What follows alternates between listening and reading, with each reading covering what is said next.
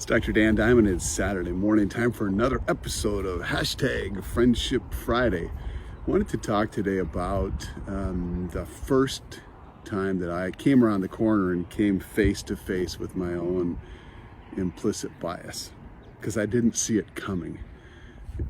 I got to back up to give you the story. So when I was in the 6th grade, they started busing black kids into Truman Elementary School, where I went to school. And I'll never forget this experience. We all thought it was great. We were getting a whole bunch of new friends, and it was going to be a wonderful thing. We had people like Michael Sachs, the Petty Brothers, Melvin Hurd, Don Coleman. Irma Jean Booth was famous because she had the coolest name of all time. We thought it was a great thing. And then one day, there was a fight that broke out between a couple of white guys and a couple of black guys. It wasn't a big deal. The principal broke it up and we went on with our day. But I'll never forget that the next day there was an article in the Tacoma News Tribune that said that there was a major race riot that broke out at Truman Elementary School yesterday, and that the natives had spears. Now, I was only in the 6th grade, but I remember thinking, what in the world is this all about? You know, number one, there were no natives. It was a couple of black guys and a couple of white guys. There were no spears. It was not a race riot. Where in the world did this come from? And fortunately, the PTA and the school administration were really smart. And like in the movie Remember the Titans, they got a bunch of us white guys and a bunch of black guys together over the summer, and we had some parties together and we got to know each other. And so when we came back that next year, we all said, hey, this isn't happening at our school. If you're messing with him, you're messing with me.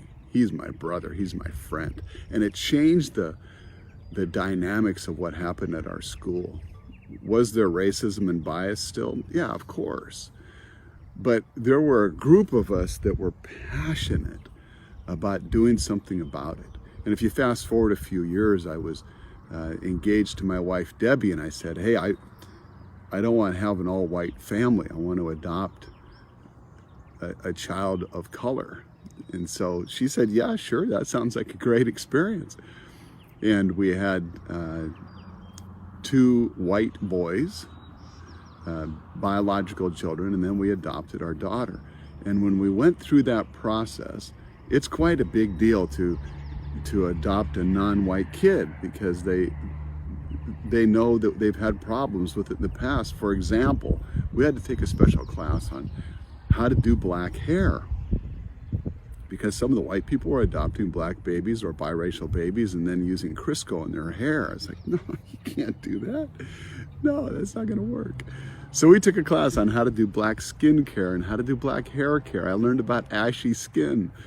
And then we ended up with a daughter that is Indonesian, Caucasian, and Japanese, and not part black, but still we have a non-Caucasian family, and it's been delightful. So I've grown up with this passion for doing something about racial conflict and racial barriers. But when we were in the process of doing the adoption paperwork, which, by the way, takes about 9 months, and it's more fun to have babies the other way than it is to go through all the paperwork. I got to this question, and I remember where I was sitting. I was up in my loft, sitting at my desk, going through all these questions. And the question that I got to was, what would you do if your daughter married a black guy? And my first response was, well, she wouldn't. And then I went, no.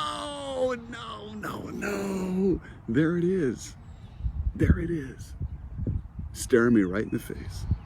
My own implicit bias that I didn't know was there until the right question came up. So then what do you do? You know, what do you do when you have that happen?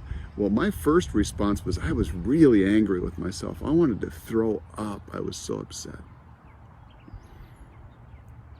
And then I sat there for a while and calmed down, and I realized I don't care who my daughter marries as long as he's a great guy, and I don't care about the color of his skin.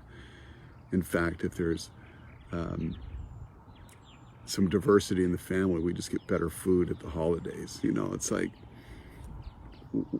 why was this a big deal? I don't know. but it's all inbred in us all the time anyway, and we need to show up in a different way in order to deal with it. Being angry with myself didn't help. What I needed to do was to show up with kindness for myself and curiosity and ask myself, where did that come from? Why is that there? What am I going to do about it? Years later, I was talking to my friend Harold, an African-American gentleman that was a pharmaceutical rep that called on me in my office, and he was always dressed to the nines, really a class guy. And I said, Harold, what's it like being a black guy in Kitsap County? When you come to Bremerton, do you experience much prejudice here? Because I didn't think there was. And Harold said, oh yeah, man, it's everywhere. He said, if I go in and sit down in your waiting room and I'm 8 chairs away from a white woman, she'll pick up her purse and move it to the other side of her, even though I'm wearing a 3-piece suit. Why does that happen? Why does that happen? I think the only way that we're going to get through this really difficult time that we're in right now and end up healthier on the other end of this, and by the way, I actually don't think there is another end to it. I think it's an ongoing process. But we need to be honest with ourselves, willing to take a look at uncomfortable stuff. I was not at all proud of the fact that I had this implicit bias that I wasn't aware of.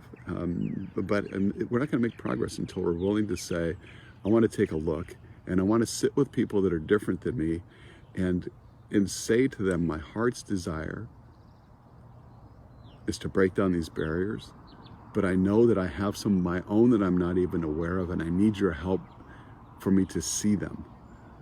So will you walk this road with me? Can I ask you questions? If I offend you, will you please tell me, because I want to know, because my heart's desire is to do something about this. My heart's desire is that we approach each other with an unstoppable love that brings grace and forgiveness and kindness and curiosity and openness and a willing to change my mind, a willing to change the way I see the world, because I only see the world through white guy eyes. And in fact, now I see the world through old white guy eyes. And I need to be willing to come alongside people that are different than me and say, help me to understand. The big question I keep coming back to over and over and over again during these tumultuous times is, what does unstoppable love look like? What does unstoppable love look like? Right here, right now. How am I going to approach myself? How am I going to approach people that are different than I am? What does it look like to show up with unstoppable love?